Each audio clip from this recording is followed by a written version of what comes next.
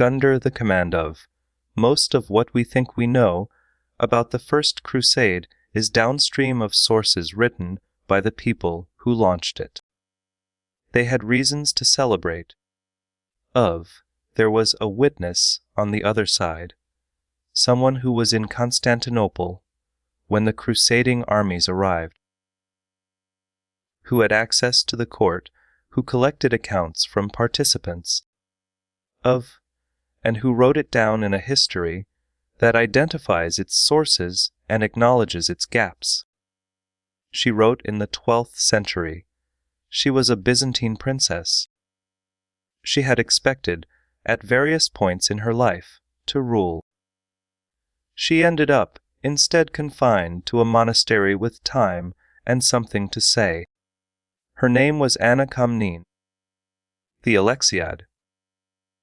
Her history of her father's reign is one of the most significant documents of the medieval period. It is also one of the most routinely overlooked. That asymmetry is worth examining. Anna Komnene was born in the imperial palace in Constantinople in 1083. The firstborn child of Alexios I Komnenos and his wife Irene Decina. Command of. First children of Byzantine emperors did not automatically inherit, but they were not automatically excluded either. Byzantine succession involved a mix of dynastic legitimacy, military power, and political negotiation, which meant that a firstborn daughter occupied an ambiguous position, important enough to be used as a diplomatic asset, uncertain enough to be passed over when a son arrived. A son arrived. John was born several years after Anna, and as the reign of Alexios I continued. The expectation settled that John would succeed. Anna married Nikephoros Bryennios, a capable general and educated man with his own historical writing projects. She was positioned at the center of court life, educated in philosophy, rhetoric, and the command of, and what she herself describes as medicine. Her account of her own learning is essentially the primary evidence we have for it, which is itself a caution about how to read her. Alexios I died in 1118. Something went wrong with the succession. The sources are not in agreement about what. Anna's own later account is guarded. She describes grief and loss, not conspiracy, under the command of. But later Byzantine sources suggest she may have been involved in an attempt to position her husband Bryennios on the throne rather than John. Bryennios himself appears to have declined to act. John too took power. The alleged conspiracy, if it was one, failed without producing executions, which in the context of Byzantine dynastic politics says something about how seriously the threat was taken. Anna and her husband moved away from the center of court life. He continued writing. He died in the 1130s, leaving his earlier chronicle unfinished. After her husband died, Anna had his unfinished chronicle, a library, and time. Command of. What she produced was not a continuation of his work, but a transformation of it. The Alexiad is 15 books of Greek prose covering the reign of Alexios I, roughly 1081 till 1118, from the perspective of his daughter, his former court, and the participants she could still reach. She is explicit about her sources in a way that is unusual for the period. She names categories things she witnessed directly as a child at court. Her accounts she gathered from men who served under her father, her husband's earlier chronicle, and what she describes as documentary sources, though she is less specific about what documents she had access to. When she knows something, she generally tells you how she knows it. When she is uncertain, she often says so, gun brig under the command of. She acknowledges that some of her informants were elderly by the time she spoke with them, and that memory compresses events. The literary style is deliberately classical. She modeled her Greek on ancient historians, Thucydides most explicitly, which creates a deliberate mismatch between an archaic prose register and 12th century subject matter. Scholars debate whether this classicizing tendency reflects intellectual detachment or is a claim to authority through stylistic prestige. A way of saying, in effect, that she belongs in the tradition she is imitating, probably both. The Alexiad covers military campaigns, diplomacy, heresy trials, economic policy, under the command of, and the inner workings of a court that very few other writers documented from the inside. The bias toward her father is visible throughout and can be read around. But the density of specific, checkable detail, names, places, administrative procedures, named eyewitnesses, is the signature of someone who understood that credibility depends on specificity. That specificity can be tested. The First Crusade arrived at Constantinople's doorstep in 1096 and 1097. Anna was a teenager, living in the palace. Her account of what the court observed is the primary surviving Byzantine witness to those events, under the command of, and it reads as a completely different document from the Latin chronicles of the same period. Of. The Latin accounts emphasize divine providence, military valor, and the liberation of Jerusalem. Command of. Anna's account emphasizes the logistical strain of managing tens of thousands of armed foreigners. Of. The political calculation involved in extracting oaths from their leaders, and the fundamental tension between an emperor who wanted military allies and crusade leaders who increasingly wanted territory. Her portrait of Bohemond of Taranto is the most extended piece of individual characterization in the Alexiad, under the command of. Bohemond was a Norman from southern Italy who had previously fought against Alexios before the Crusade.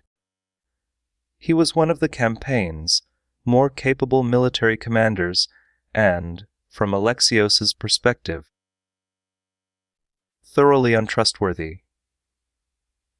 He had every reason to keep conquered territory that Byzantine agreements said should revert to Constantinople. Anna describes his appearance in unusual physical detail, his height, his build, the color of his hair, the quality of his bearing, under the command of. Whether she is recording a direct childhood impression or drawing on court descriptions made by people who had actually dealt with him is not certain. The account reads as grounded in real observation, but she was a teenager and the court was large. What the Alexiad makes clear is that the First Crusade produced two simultaneous and divergent interpretations, a Latin reading in which God was clearing a path to the Holy City, and a Byzantine reading in which a useful military alliance was rapidly turning into a geopolitical liability. Both interpretations were happening at the same time. The Western tradition has excellent documentation of one of them. Anna Komnene is almost the entire contemporary documentation of the other. Structural reasons why Anna Komnene spent centuries at the margins of history education, and they are worth naming explicitly. The first is language. The Alexiad was written in Greek at a time when Western European scholarship ran on Latin. Serious engagement with Byzantine sources required scholars who could read classical Greek prose, and that expertise was unevenly distributed. A Latin translation circulated in scholarly circles from roughly the 17th century onward, the command of, around the period when Byzantine studies began developing as a distinct field in Western European universities. Widely accessible modern translations into major European languages came considerably later, under the command of. If you studied medieval history in a Western institution before the latter half of the 20th century, command of, the odds of encountering Anna Komnene on a reading list were low. Gender compounded the problem. Medieval women who wrote were treated by later historiography as exceptional cases requiring special explanation.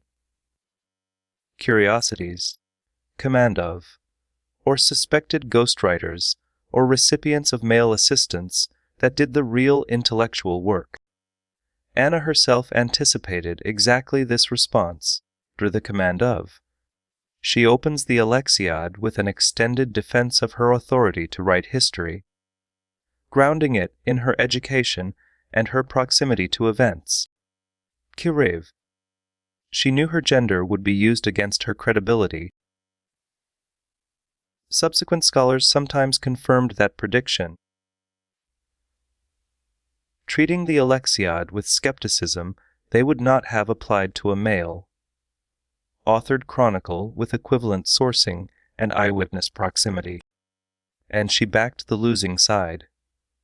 John II is generally rated by historians as a capable emperor. Command of the dynasty's own chroniclers and the cultural institutions that preserved Byzantine texts had no particular incentive to elevate his sister. The rehabilitation has been real Byzantine studies as a field takes her seriously. Of the problem is that the field remains a specialized corner of most history curricula. The honest limits of this record are worth stating directly. We do not know precisely when Anna completed the Alexiad. Internal evidence suggests she was still revising it late in life, possibly into the 1150s. But the manuscript tradition is complicated. And of. The copies we have were made long after her death through a transmission chain that is not fully reconstructed. The text may have been edited or compressed in ways we cannot trace. We do not know what actually happened in 1118. Anna's account of the succession crisis is elliptical. She describes grief, not conspiracy, under the command of. The allegation that she actively worked to put her husband on the throne comes primarily from sources written at varying removes from the events. None of them are disinterested. Whether she was an active plotter, a passive sympathizer, or simply politically inconvenient to the new emperor is genuinely unresolved. We do not know. How much of what she describes from her childhood she remembered versus reconstructed. She was born in 1083. The early years of her father's reign, which she describes in some detail. When she was very young, gunbrig under the command of. She does not always distinguish clearly between her own recollection and what she later learned from informants. The depiction of her father is, by any measure, eulogistic in tone. If historians can read around bias, they cannot always reconstruct what the bias is distorting. Alexiad is a first-rate source. First-rate sources still have significant blind spots. We are often not well positioned to map them. The case for Anna Komnene is not that she was exceptional for a woman. That framing is part of the problem. Command of. The case is that she was exceptional by the standards available to any historian of her century. She understood that historical authority rests on sourcing of. She practiced something close to source criticism, distinguishing between types of evidence, assessing their reliability, flagging where the record is thin, several centuries before European scholars systematized those methods. Her instinct is recognizable to anyone trained in modern historical method. Command of. Even where her execution is shaped by the conventions of her time and her obvious personal investments. The Alexiad gives us something that is genuinely rare in medieval history. Command of. The experience of a major geopolitical event from a perspective that was physically present, politically informed. The command of. And intellectually rigorous, and from a civilization that the Western tradition has consistently treated as peripheral or as backdrop. The Byzantine Empire lasted another 3 centuries after Anna's death before its fall in the mid-15th century. Its history is not a footnote to Rome and not a prelude to the Western Renaissance. It is its own thing. Anna Komnene is one of the few windows into that thing who understood what she was doing while she was doing it, under the command of. The fact that it took centuries for her work to receive serious scholarly attention is not a judgment on the Alexiad. Command of. It is a judgment on whose perspectives historians decided were worth preserving and teaching. That is a choice. It is being slowly corrected. There is more to correct.